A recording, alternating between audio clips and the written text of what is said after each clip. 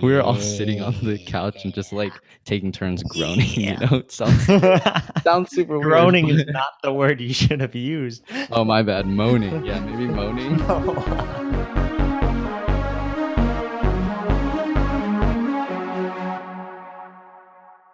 So it's 2 a.m. We just finished watching Interstellar all the way through. Rise and shine, fuckers. But yeah, so we're a little quiet today because everyone's asleep, but we're still here recording at 2 a.m. So we got a little busy and decided to skip over The Shining and move on to November. So Joe, you want to tell us about the themes for November that we're trying to hit? We are going to be doing themes of family and friends because it's Thanksgiving and it's Yeah. the giving time for your Yeah, family and friends. yeah, it's a time to get together with your family and friends, like you said, and eat some good food and have some good family time, and then tear random people apart during Black Friday the day after. Exactly. Exactly. It is about family and capitalism. That was Yes. this month. Yeah, we got the almost the whole month planned out, which we'll leave in the description of this episode. But yeah, I got the dark side of family and friends relationship in my choice, and Joey's got the happier side. I don't know if it's happy. I haven't seen it, It's but very happy. Very happy. feel goody. It's about what you'd expect between the both of us. Yeah, so usually we would go talk about why we chose this film, I guess, and then the other person's reactions. But I mean, what were I guess we can talk about first reactions. What were your first reactions to this movie when you first saw it? Did you see it in theaters or I did see it in theaters. I saw it in IMAX. ooh, It bougie? was one of my most anticipated movies I've ever experienced. For those of you who don't know a lot about my movie taste, I watched The Dark Knight Rises when I was 12 years old, and I fell in love with movies because of it, with that and the Avengers. And I knew that there was this Christopher Nolan guy, and he was the director of that movie. And so, of course, I fell in love with him and I stalked him. And I didn't even know there was a rabid fan base about him until a year later when I really got into movies. And so I followed all of the production of this movie from the casting to everything going on. And when this movie came out, I had a blast watching it in IMAX. I watched it with our friend Mason, freshman year of high school. Yeah, a pretty low key reaction. What was yours? I was so hyped when it first came out. I So Joey's got The Dark Knight Rises. That's his film that started his love for film, I guess. And it's super funny because Christopher Nolan inspired both of us. So we got that in common because Oh, that's so cute. I know, right? Match made in heaven. Hmm. But 2 years later, Interstellar came out, and I was like not into movies yet, but I had this friend at church who was just like raving about this movie. And of course, I didn't fall in love with movies yet, so I didn't. He said to go watch it in theaters, but I was like, do I really want to go out and make this a whole like ordeal and that kind of stuff and spend money? And now I've watched like 3 movies in theaters recently and spent like 30-40 bucks. But back Yeah. then, back then it was like a whole big deal. So I just kept it in the back of my mind. I was like, well, I've heard so many good things from this movie from one person.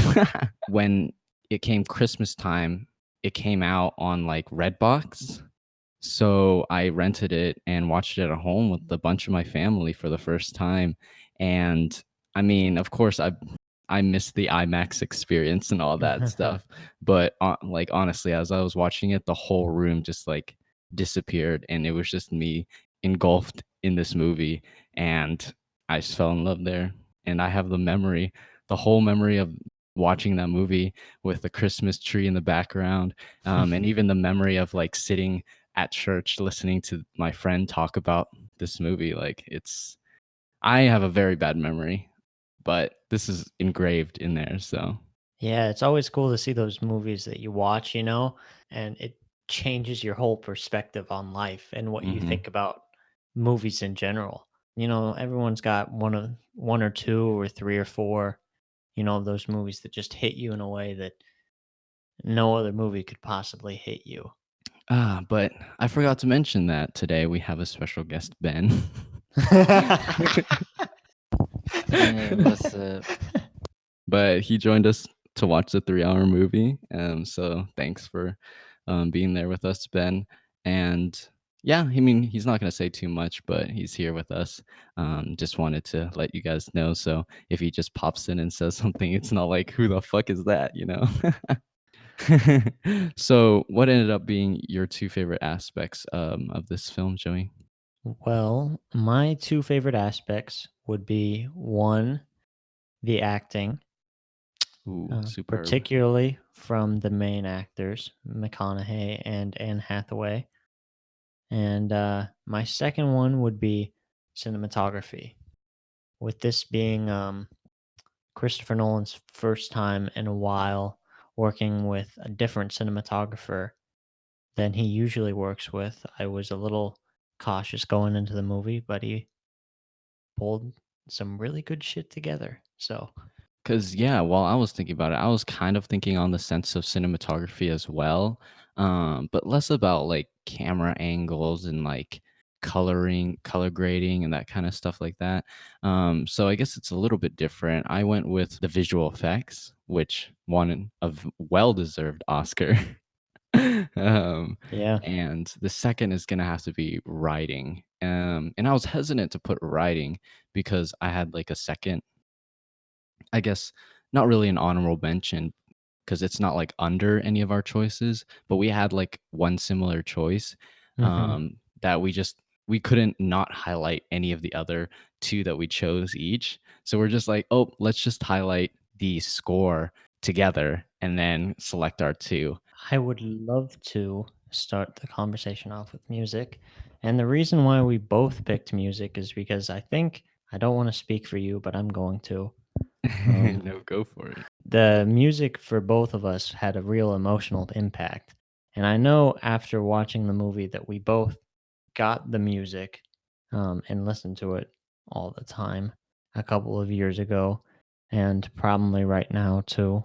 No, yeah, definitely. I mean, there's just certain tracks that resonate with me on an emotional level. It's almost a nostalgia for a more innocent time of my movie watching, and it really impacted me. I don't know if it's Hans Zimmer's most influential score, but I do think it's his best score that he's ever done.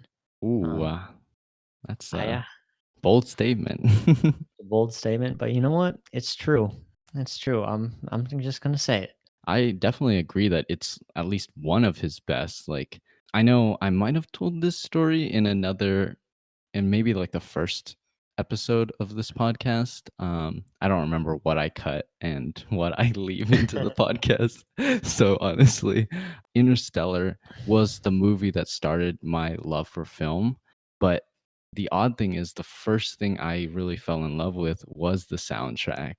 And at first, I was like, all right, I'm going to become a film composer.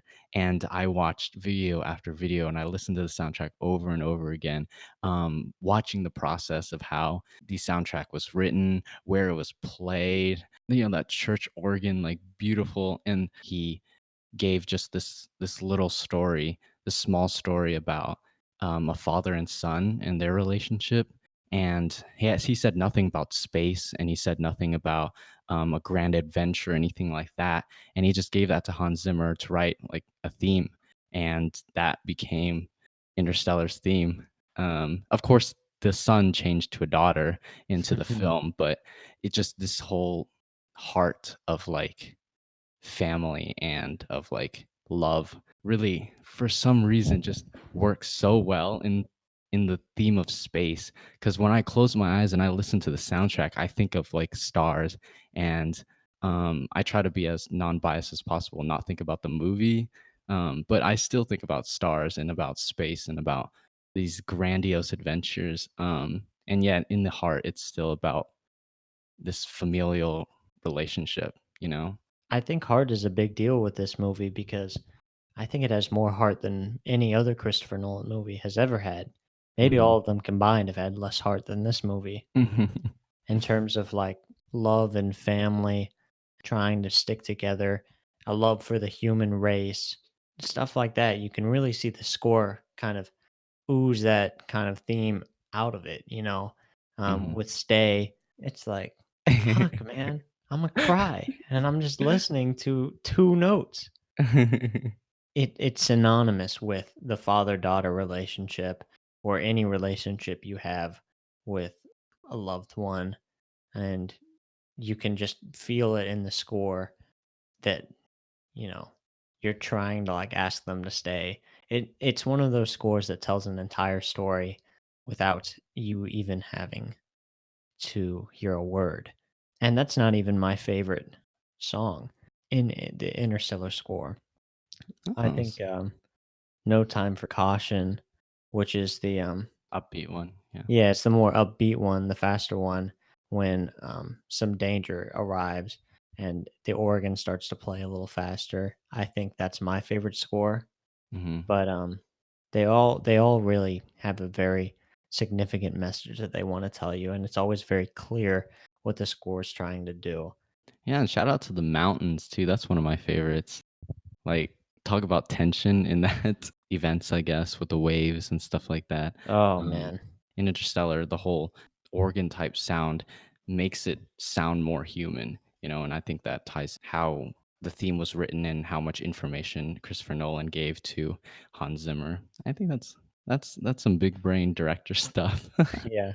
I mean, and it's no wonder that it has a lot to do with the 2001 score and its like epicness and the way it presents itself. I mean, this movie is basically a love letter to 2001: A Space Odyssey, Mhm. and it tries to paint itself as a modern version of that, which I think they do pretty successfully.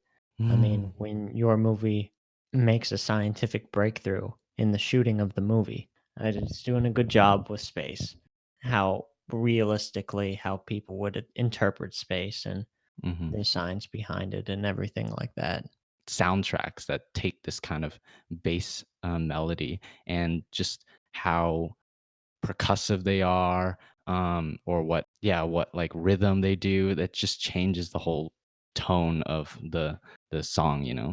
There are certain pieces of music that can make you feel two different emotions at the same time. It's like an ambivalence. Certainly, the stay theme does Mhm. that very well. When Mhm. you use it when they're chasing down the drone and they have like a little bit of a family moment, a father-daughter moment, and then they use it again when he's leaving.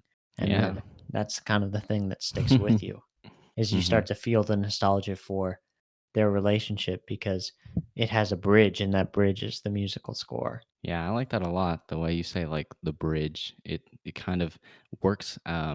And I'm reiterating, but it works as a bridge between like the whole tone of the film. There's some sad and some happy moments, but the music it kind of connects the two.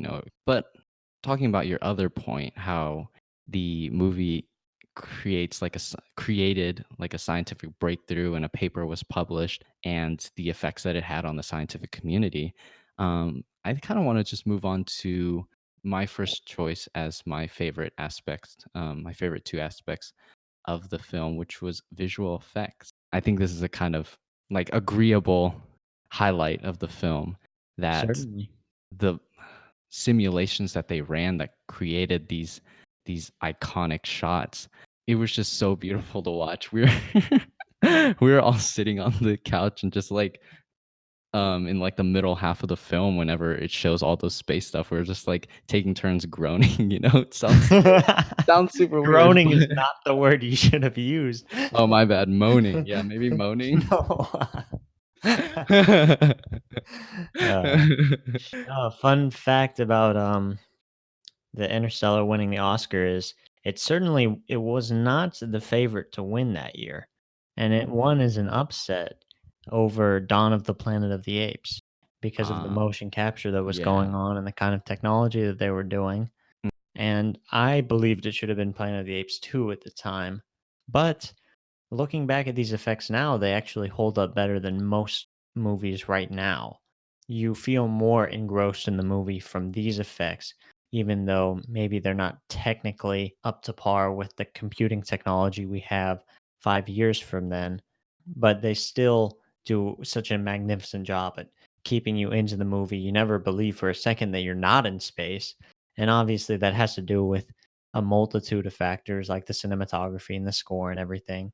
I really agree with that. It's like if I were to debate about the Planet of the Apes versus Interstellar, I'd say that, there's one thing to use like the most recent technology in your movie to like create pictures or like to capture motion and stuff like that. And there's just another to like enhance the ability of the movie to encapsulate the audience, Like the like experience. yeah, like the whole experience of the movie. And I mean, I'm not to say that like the motion capture that they did in Planet of the Apes is like bad or anything like that.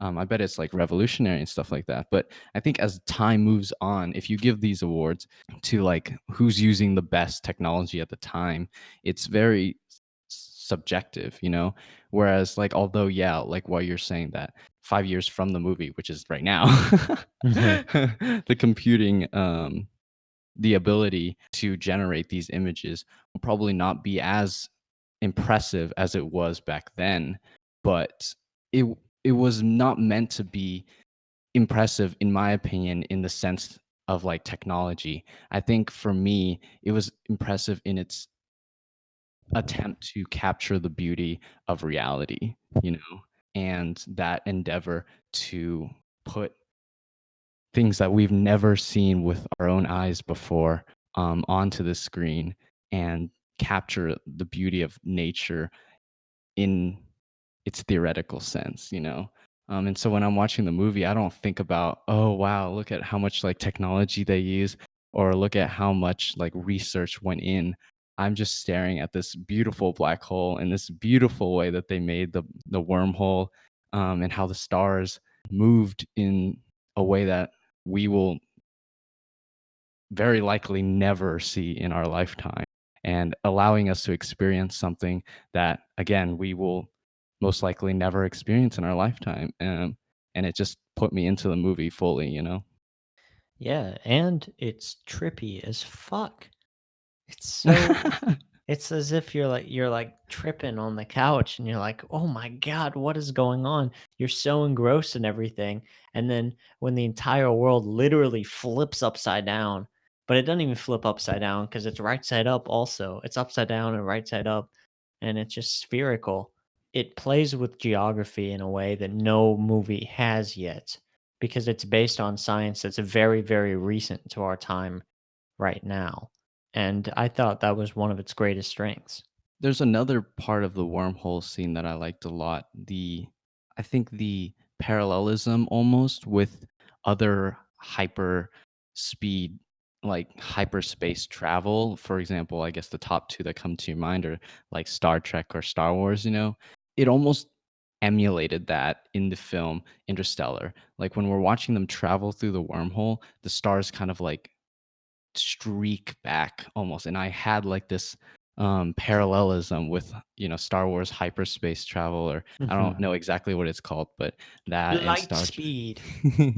that and Star Trek, but it did it in like a beautiful, like meaningful and deliberate kind of way, whereas like the streaks kind of just make it look, it's telling the audience, oh, you're moving faster than light. This is Mhm. like a realistic and deliberate take on that. And I really appreciated it even more after I noticed that kind of parallelism with other types of hyperspace travel. Yeah, I never thought about it much that way. My favorite part about it probably was how they explained scientifically how the hole in space-time would be a sphere instead of a circle.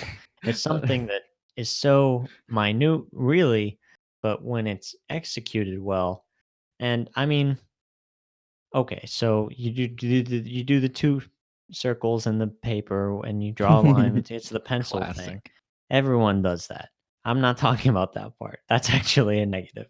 I mean, it's a great way to describe a wormhole, so it's really not that bad, but Mhm. I mostly mean on a visual effects level to see a spherical hole and to try to see how it would be to go into a spherical hole. I don't even know where you start really Just breaks my mind. on a visual effects level. I don't know how you even approach that, but they were able to approach it in a way that seemed both realistic and you can't believe your eyes kind of wonder. On top of that, there's also just like regular visual effects type stuff. I mean, that the wormhole and the black hole, those are like obvious high points in the visual effects field. But I think dipping in a little bit to your cinematography, which we can move on to after I mention a couple more scenes, I really loved even the small moments that, for example, in the some of the early space scenes where they first start heading towards the wormhole, they move past Saturn, and it just shows this little blip of like white across this Mhm. expanse of Saturn, and just like how small and almost insignificant we are in the grand scheme of the universe, you know? And you get to bask in the glory of Saturn, and you get to thematically see this type of minuteness of humanity and how Earth will move on without it. And the whole quote of like Earth is our own and stuff like that, and how like this visual kind of contrasts that theme. There's an other scenes like the when they first leave Earth and you get to see Earth, and it's small, like the blue world, kind of like the Mhm. homage to the space travel, and how the sun, they make the sun like come rotate around. I mean that's like kind of basic because it's got to be like the continuity's got to be there, but it's just still beautiful. And I guess the last thing I want to say is the use of like physical locations and then like enveloping that with visual effects to create these worlds that look like galaxies away. Dr. Man's world, the wave world. Yeah, the Wave World. I'm The not sure what wave the lady's world. name is. She's not important. She's dead. Yeah. But they used real scenes, like, I think it was in New Zealand with Dr. Mans, and then they added, like, this kind of, like, flipping the icy ground is almost, like, in the sky as well, the icy sky, and how they used, like, practical locations for, the wave world, and then they just added these huge waves, and it just made it become another world, and how the visual effects, literally only the visual effects, just transported you like galaxies away, you know? I think if we're like moving to a little bit of visual Cinematography. effects and cinematography, Mhm, I liked what you were talking about with when you can see just the tiny speck of a space station or a spaceship, and you can see the world around them. It's kind of those solitary shots, those shots that make you feel like you're part of something way bigger, or quite the opposite. I mean, either or, depending on the scene, you're either feeling like you're part of something way bigger, or you feel like you're absolute nothingness.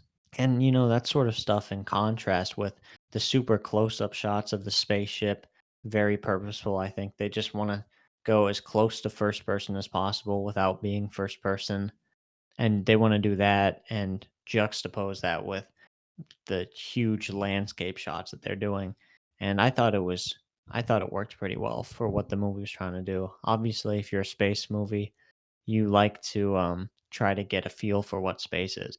And mhm. there's a lot of people that have a little bit of a problem with the runtime in the movie, which I can understand. I mean, it's 3 hours long. It's fucking long. Yeah, but really, I like what they did with the pacing. I mean, they didn't have to spend so much time giving you a sense of what space felt like, and all of the slow shots of space and the ships coming in and the ships going out, and how they were looking from all of these certain angles. But it felt authentic. It felt like it was really giving you a sense of what everything looked like. And it was one of my favorite parts of the movie, how you could sense the ambiance that they were trying to give you, you know? Mhm. Yeah, and I think that speaks to the mastery of Christopher Nolan. And I think other people have said this before, but he's kind of just so great in in mixing genres. And essentially, in my opinion, this film is just about like a family drama and about family love and relationships and stuff like that. But at the same time, he mixes in sci-fi and that kind of contrast that you're saying, that the shots of first person, almost first person, or close-ups of people and spaceships and stuff like that, create this personal tone. And then he knows exactly when to just show these like super wide shots and beautifully done wide shots to remind the audience that, yeah, I mean, this is far away from home. This is a story about mankind, and also a story about Cooper and his daughter. I don't know. I didn't focus much on the camera angles and that kind of stuff, but more on the techniques. And one thing I noticed was they had a lot of lens flares, and that kind of stuff in the space shots. And I was just so interested in that. Like, while I was watching, I was just imagining some camera that's in space and it gets glared by the sun. And it's just peering at the endurance.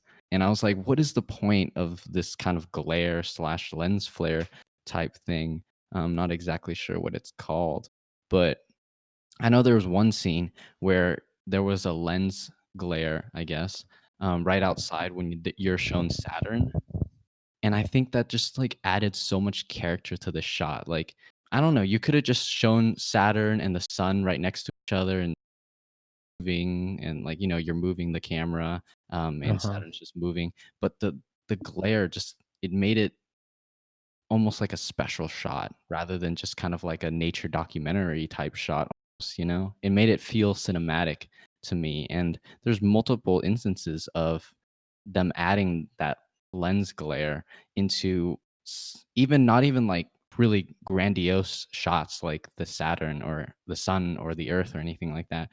Sometimes even like just like the Endurance, or I'm not exactly 100% sure, but I want to say during the docking near the climax, it was there too. It just noticed it this watch, so I've been pondering about it.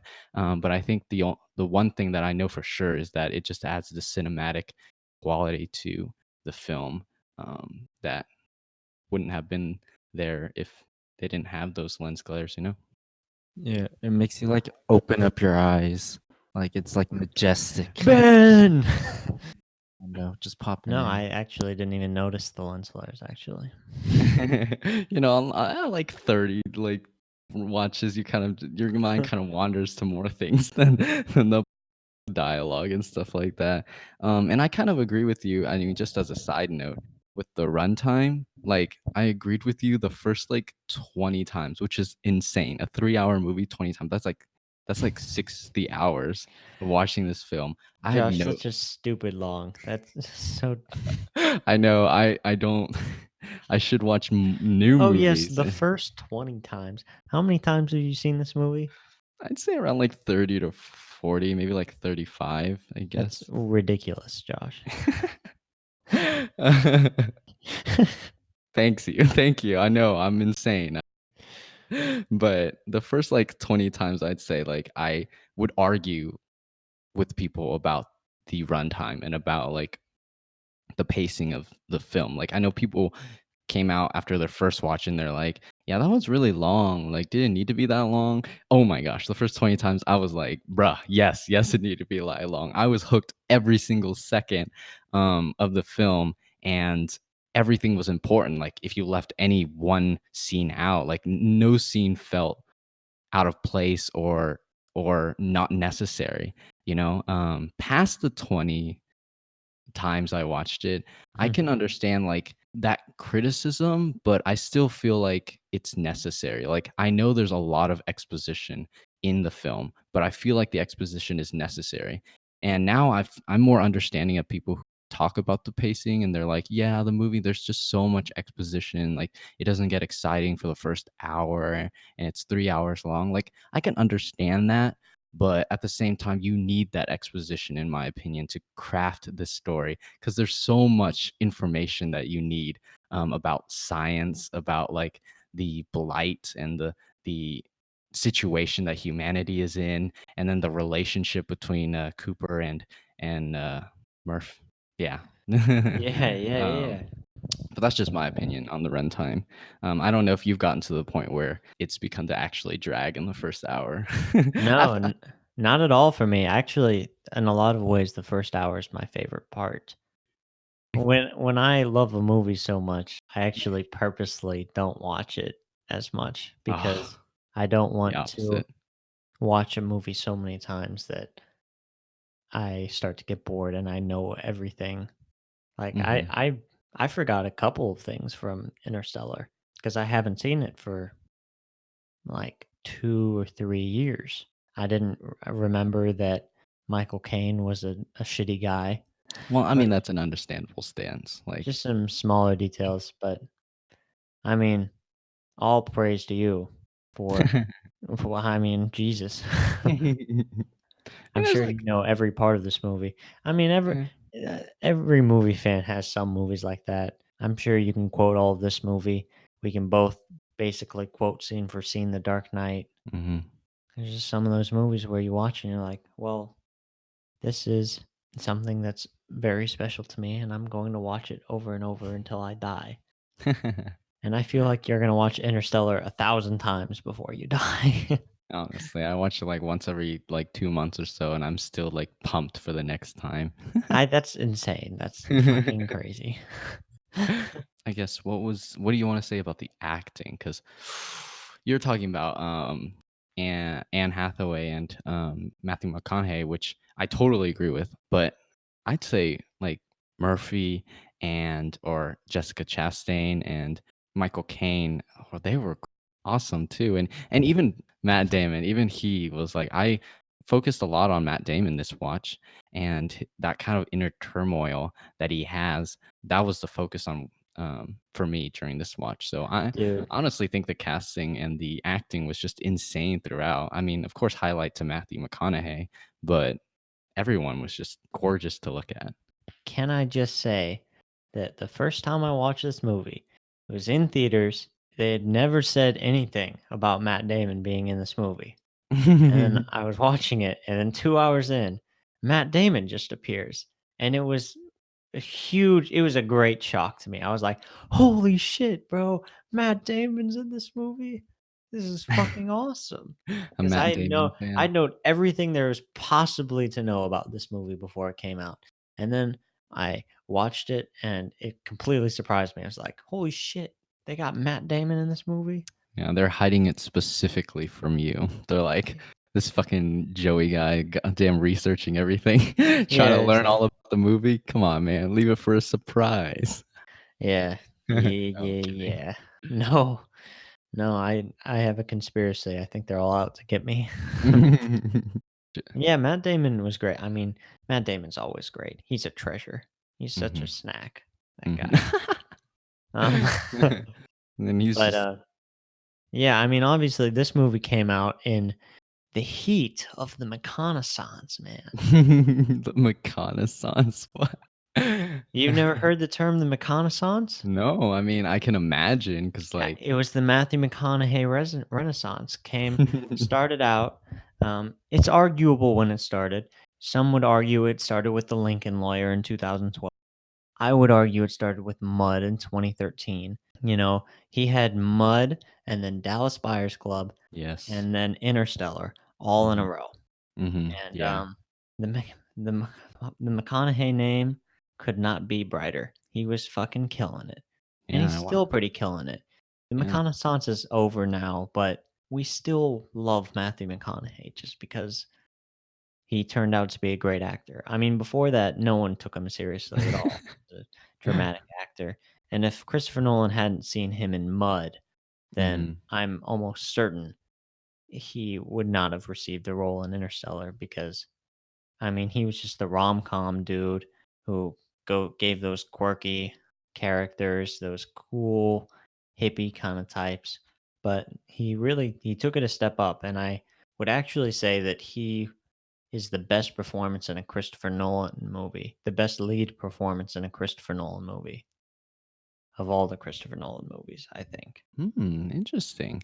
It's kind of funny because he plays like almost kind of like similar S characters, or at least similar like demeanors and like mannerisms and that type of stuff.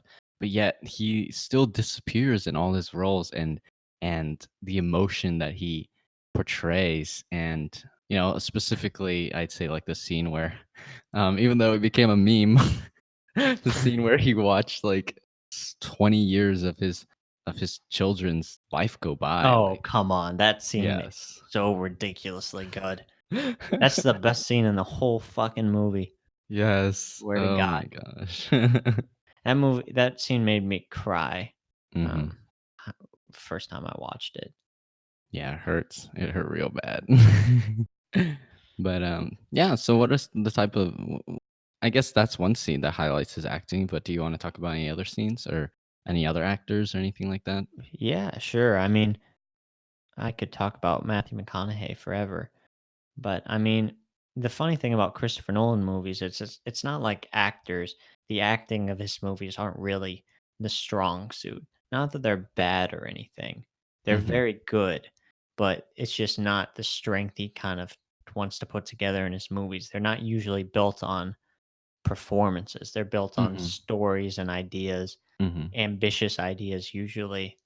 But this movie in particular, I think it gave a lot more of a chance to expose the character of Cooper. And Mhm.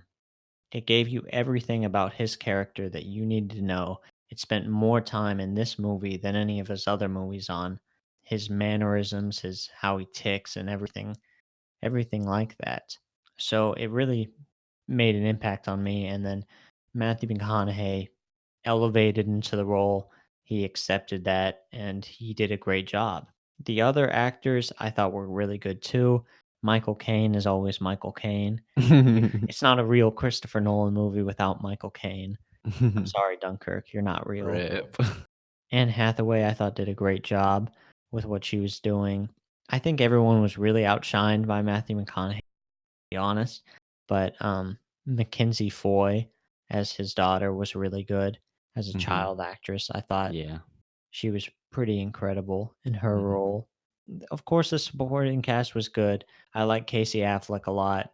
For the small moments he was in, I thought he had an impact.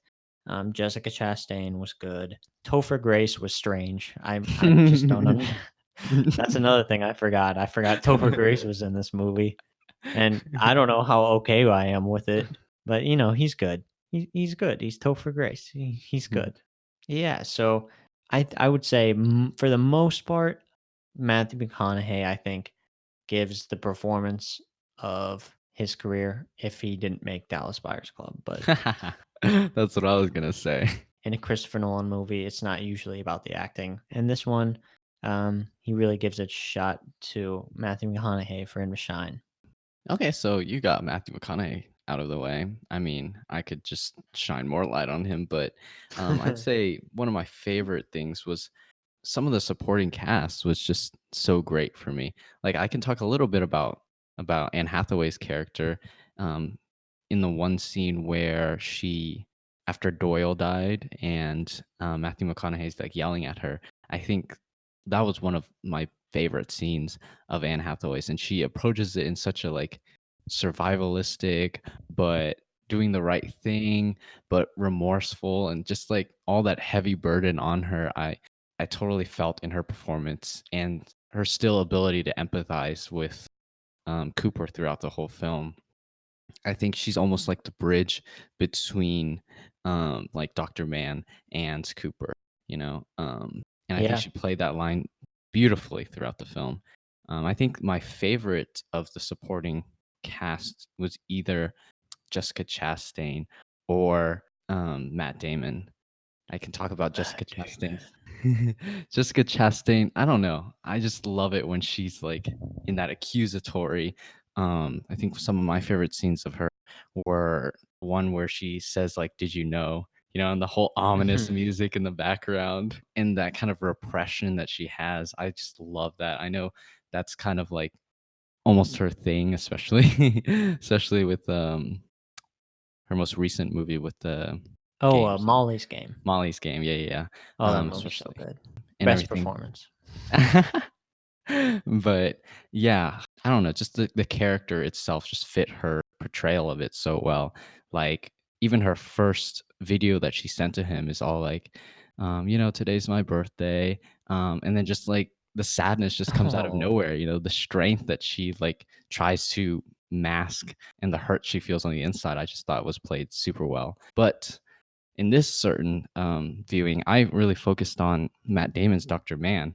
And I think he's been slept on by everyone else. Um, no one ever really talks about his performance, but once you know like that he holds this like secret in his heart that like there's no life on that planet, and his acceptance of that was really beautifully played. Like especially if I had to highlight one thing, it would be that time where Cooper calls him a coward, and he's like, "I know."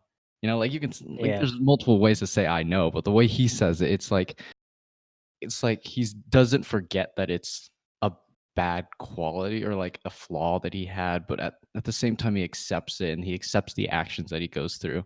And later on when we talk about some negatives, I want to talk about the parallelism that I found with Dr. Mann and Cooper, and the whole survivalistic mentality versus familial. And you've seen this movie like multiple times. Just pay attention to the literally I know. the I first know. couple I know. first couple scenes like when I he's know. speaking normally. The first scene where he wakes up and he just cries, like it's like, oh, touching in my first watch, but after like thinking about the suffering that he went through, even though of course you kind of shame him for giving in, and tricking everyone, you can still I don't know. I have an easy time sympathizing with with bad characters, I guess. No, straight up, I am very scared of Dr. Man. He's a very scary character because it's not that I don't know if I would do what he did in his situation. It's that I know for sure that I would do what he did in that situation. Like it's such a cowardly move, but at the same time, you're just lost in the middle of nowhere and you're expected to just sit there and die. Mhm, Um, is a very scary predicament. He just couldn't handle the pressure, and I mhm, think that would be how most humans would be able to would would handle that situation. Is they would keep on, beeping the beeper, and it would be very scary. And he represents a kind of cowardice that I think a lot of people can relate to. Actually, mhm. Most people put it off, but, if you really think and try to empathize, it's scarily similar to I'd assume I'd do the same thing too. And yeah, just his performance again, like if you just listen to the things he says, like for example, when he just woke up and he's like talking about how he didn't set a waking date, and then Anne Hathaway is like, well, tell us about your planet. And then he just starts talking about his planet, and then there's just this slight like hesitation and like what's it called, like adapting that he does to trick them, that I just maybe I'm just fabricating all this stuff, but I can just feel it oozing out of Matt Damon's performance. Like he just hesitates right before he says, "But there's a beauty to it." Like there's a surface, like all that kind of stuff. Like right before he says, like, "Yeah, there's no, there's too much ammonia, so you can't breathe." But then, like on the surface, there's like this little hesitation where he's just like, it's not enough hesitation that he's like thinking on his feet. It's that like, no, it feels very rehearsed. yeah, like he's planned it, but then there's just this little bit of like, should I lie? Little bit of like that kind of thing. And I think that was like my favorite performance. Of course, aside from aside from Matthew McConaughey's Cooper, during this watch at least. I think after watching a bunch of times, I think it doesn't make me lose the magic. Like I think it allows me though, to notice different things each time and focus on different things each time, because there's too many things going on in a movie for you to absorb and think about everything in one or two or three watches. Do you want to talk about the writing now? We Yeah. very promptly are going to talk about this for probably 2 hours. True. The acting, oof, that's a whole. Yeah, I mean, I just want to talk like in a general sense, and then we can get into like negatives and other people's opinion. And I think that the writing will come out a lot more then. For sure. But I mean, I've got a lot of problems with the writing actually, so I'm interested to see what my you have to say about reconciliation. it. Yeah. I guess in a general sense, I just love, I don't know, maybe it's just a personal thing, but maybe it's actually something that you can label a mastery to, but the whole interconnectedness of the beginning scenes versus the ending scenes, and just how well it works. Like, there's some movies where at the end there's like some big reveal, and then it's like, oh yeah, all these other scenes, like it was because of this ending scene that you didn't know. And that like is why all these beginning scenes happened or whatever. I was focusing on the dialogue and it was just so fluid, and it just every character said exactly what their character I would think would say, like in character type interactions and that kind of stuff. And the progression of the story, you go from in the beginning, it's like, what is this anomaly? And then you find out it's NASA.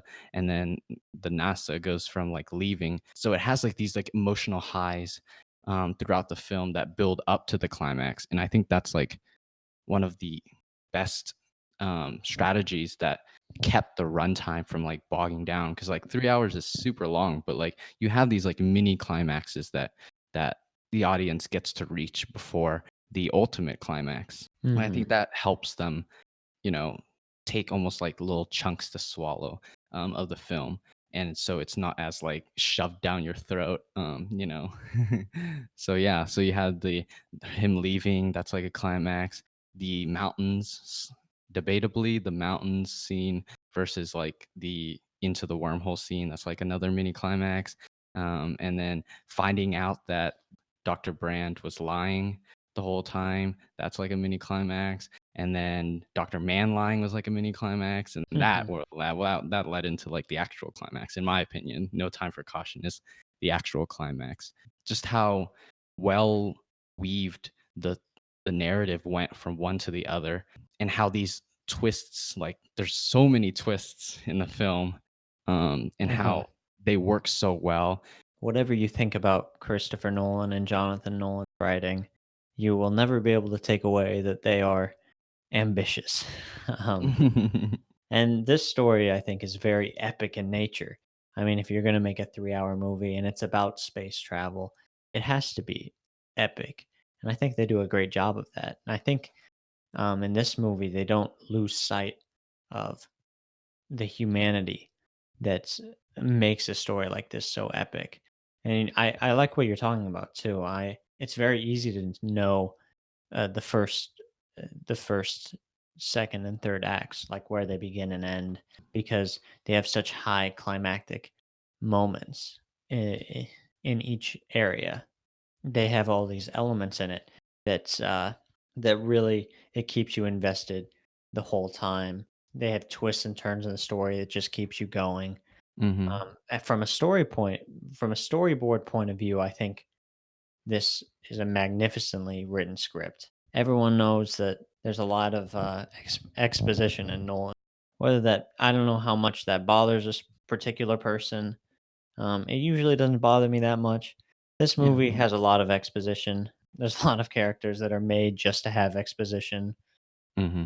I mean, we try to write, and just trying to make a cohesive like 20-page script is insanely difficult. And I always feel like one scene isn't really important, or maybe I'm missing a scene somewhere, like to connect everything together, and to take on this endeavor of a 3 hour family drama, space adventure, twist, betrayal. Like that was pretty much what I was saying as a summarization.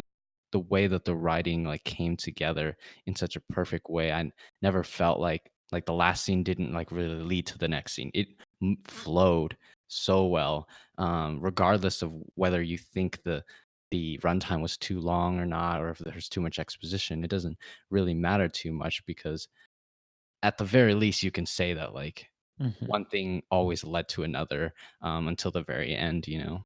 Yeah, I mean, for sure. There's a couple of plot things that I bother me a little bit, Yeah, but for so the most part, it keeps together. I mean, for a movie that has such ambition mhm. with when it comes to time and space and gravity and physics and all of this, I mean, you have to expect some sort of plot holes when you deal with time.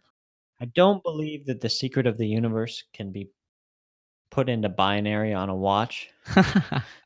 I just don't believe it. But it's cute and it's a good father-daughter moment, but, it doesn't there's some people that those things bother them more than others, and for me, I'm not as bothered by plot inconsistencies Yeah. as other people are, as long as they're not blatant and the Mhm, execution is so good mhm. that I'm already invested and I just wanna see what happens next. Sometimes I just don't notice them very well the first time. And Mhm, if it does that, then I think it still has a job well done. mhm. Yeah, I mean, those are just my general feelings about the writing. I guess we can transition now to your criticisms of the writing, and I think more like Oh, specific. well. Was that it? No, I mean, Okay, okay. I've just had that's all I've been doing. Oh, really? What, those criticisms? What, the watch? What? Yeah, the what? And They the got some plot exposition? holes, there's overly expositioned. Uh, Well, I don't know. I think it's debatable whether it had, like, too much exposition. I mean, it heavily relied on exposition, but I felt like that was almost necessary for the scope, of the film, the ambition of the film. I think it was inevitable. I think there's better ways of hiding exposition than what they did. Christopher Nolan, I feel like when he does exposition, he doesn't bullshit around with you. He just has a character sit down and he just fucking tells you. Um, whereas there's some movies and directors that want to do it a little more subtly and have it in conversation. And I feel like True. Christopher Nolan doesn't do that. He makes Koopa a character that really, he already knows all the things to explain to, but as an audience, you gotta know some of these things in order to Mhm, understand what's gonna happen next. So mhm, you need that character. But I felt like if they brought it up better in conversation and you could maybe connect some of the dots yourselves, I think they had a lot of cool science facts that they really wanted you to know in order to understand what the movie was going with. And mhm. I can totally understand the decision to explain it all out the way that they did. But I mean, I feel like it was a little bit clunky in some parts. No, I can agree with that. Like Cooper's supposed to be a genius, engineer, pilot, highly educated, and yet they still explain relativity to him, you Yeah, know? he's the best Um, there is. But literally, as soon as he gets to the wormhole, he's gonna get explained how the wormhole works. I yeah. don't think so. I don't think so. But at the same time, I want to bring up the separation between Christopher Nolan and like art house films that I am, I guess, noticing in my own unique perspective. I guess you think there is some type of use to that kind of overly clunky exposition that now opens the door more to a general audience to his films rather than people who kind of want to come in and just think throughout a whole film.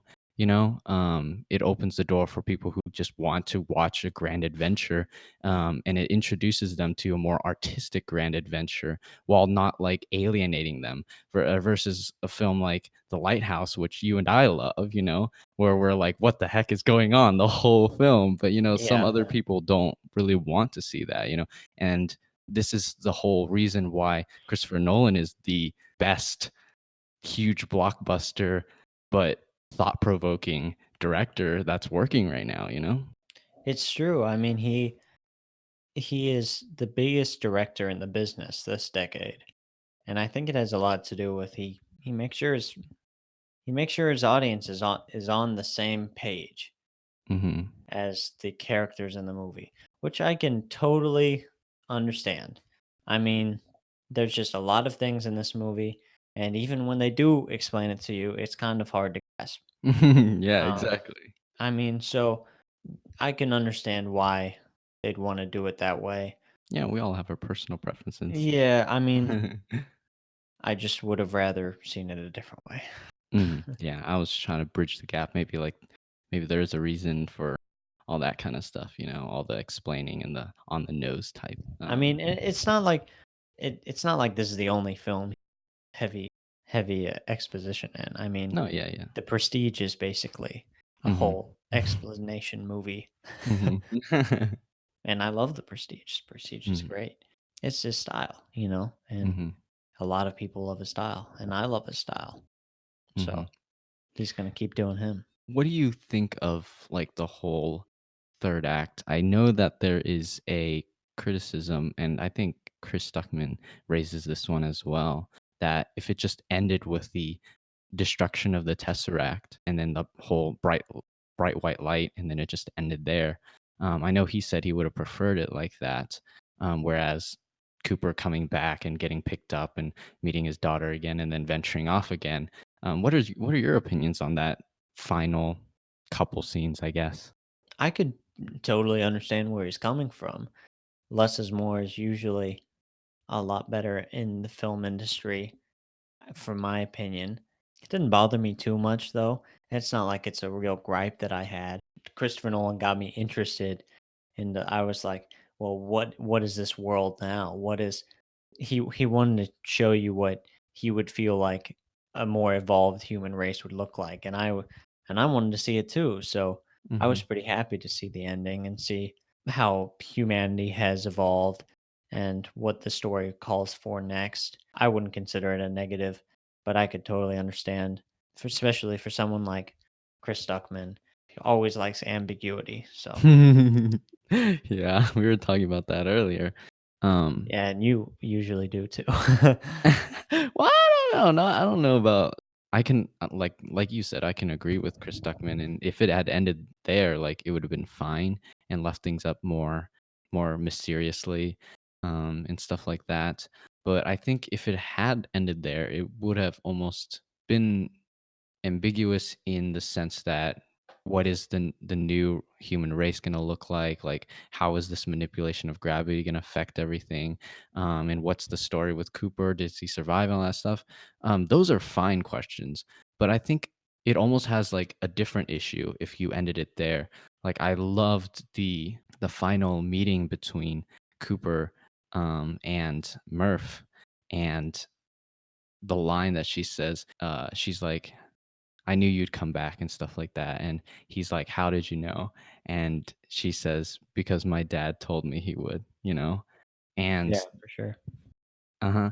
And the whole ending itself, like I think at least the best he can do is he leaves it ambiguous, but like thematically, like with Inception, he does leave it ambiguous, seeing his children and spinning the top. It ends in a way that leaves it open, but also ties back into the theme, where you don't get to see the top fall, so you don't really know if he's still dreaming. But even in Interstellar, like where Murph talks about Dr. Brand settling in our new world and being alone and all that kind of stuff. Like perhaps I can see the sense that, oh, perhaps it can lead to like a sequel or anything like that. But it does tie back into the humanity, and the emotion of humanity, her being alone and him going to meet her, and that being their new home. I didn't feel like it was trying to set things up. I mean, it could have set things up, but I felt like it ended in a way that was thematically, parallel to the whole film. It wasn't just. It's still very much the end of the story, but it's like you always like to see the general closing arc of Matthew McConaughey's character is he would always be searching for exploration and adventure, and he's Mhm. kind of in love with that idea. Yeah. So I can understand if at the very end of the Tesseract it ended there, what positives and what negatives would go with that. But I think when Chris Stuckman talks about ending it there would have been better, I think in some senses it would be better, but I think in another sense you wouldn't ever get that meeting between Cooper and Murph and the solidifying of that. My dad told me he'd return, and I know maybe Mhm. that's a little bit on the nose. So of course, his opinion is. I'm not saying there's anything wrong with it, Pacing wise, it or might anything be like better that. too. Yeah, of course. But I'm just trying to point out that there are a little bit of positives and negatives to either way. And I think that what Christopher Nolan ended up choosing had its positives and had its reasons. But I think the very last thing I want to talk about is Dr. Man's character again. While I was watching the film, for some reason, I thought of this parallelism between his character, and Cooper's. Like you said, he is kind of like the closest thing to a villain, but at the same time, he's almost the same as Cooper, in my opinion, when I watched it this time. For example, two sides to the coin of like this film is like people who care so much about how, like how Dr. Mann puts it, people can care so much about people that they're related to and people that they see, but that empathy rarely goes any farther than those people that they can see. Doesn't go down the line to the race and humanity and that stuff like that. And so while I was watching this film, I saw this parallelism between Cooper's character and Dr. Mann's character. On one hand, you had Cooper, who arguably throughout the whole film, almost until the end, would rather go home and be with his children and have humanity all die out. I think for a majority of the film, I feel like he would choose to go home and see his children. And so that is the one side of the coin where you can't see past the people that you see and love and know. Um, and that leads to its own faults. You put the health and well being and safety of other people and even people that haven't been born yet, the humanity as a race over, I mean, under your like daughter and just being with them and dying with them. Whereas Dr. Mann puts humanity above everyone else. No, not even humanity. He puts survival above everyone else, which is why I think that his character not being able to just die and succumbing to the temptation of pressing the button and calling people to him was so perfect for this person that personifies the need for survival. So just this parallelism, I guess, this contrast of total survival mode of humanity versus this, I love my children and I want to be with them even if I have to sacrifice the whole human race. Matthew McConaughey never really, in my eyes, took that full step to where he would risk the entire human race just for his daughter.